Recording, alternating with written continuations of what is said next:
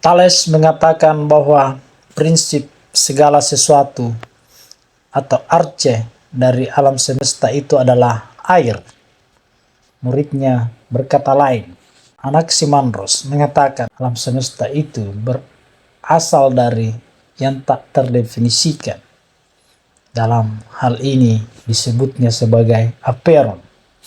Anaximandros punya murid lagi bernama Anaximenes, punya pemikiran lain, mengatakan bahwa prinsip utama dari alam semesta ini adalah udara.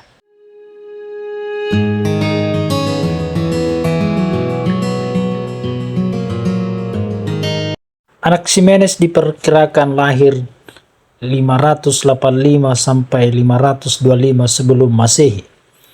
Merupakan tiga besar filsuf dari Miletus.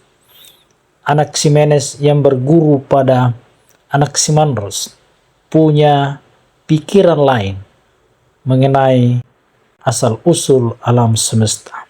Anaximenes beranggapan bahwa prinsip dasar dari alam semesta itu bukan berasal dari aperon, bukan juga berasal dari air, tetapi berasal dari udara. Anaximenes beralasan seperti ini dengan argumentasi bahwa dalam proses kondensasi, udara akan berubah menjadi angin, awan, air, tanah, dan yang paling keras adalah batu.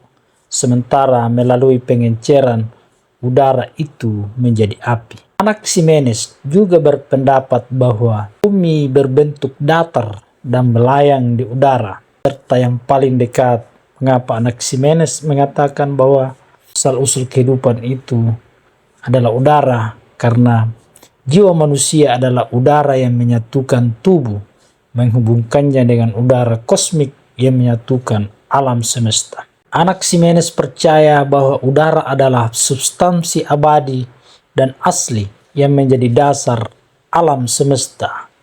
Kemudian udara diperlukan oleh semua makhluk hidup untuk bertahan hidup, tidak hanya manusia. Inilah dasar paling penting sehingga Anaximenes menyimpulkan bahwa udara adalah sumber kehidupan.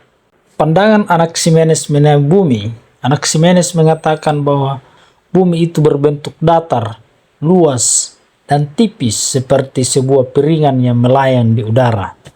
Adapun benda-benda langit seperti matahari, bulan, dan bintang-bintang adalah cangkram api yang mengambang di udara karena kecepatannya.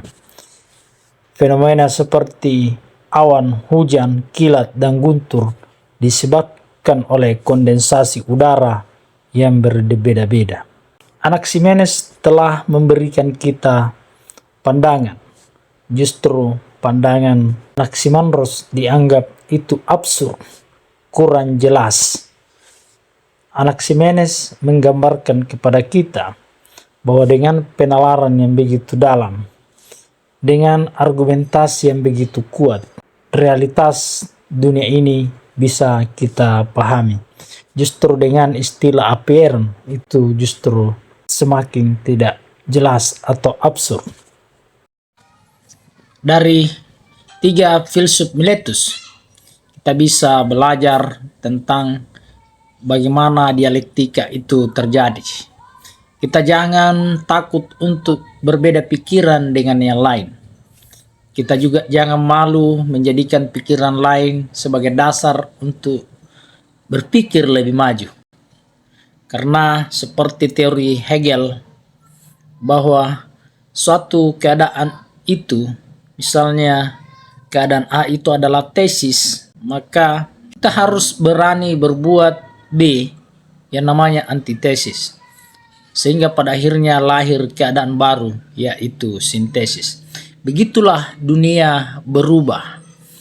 Begitulah dunia berdialektika menuju keadaan yang lebih baik.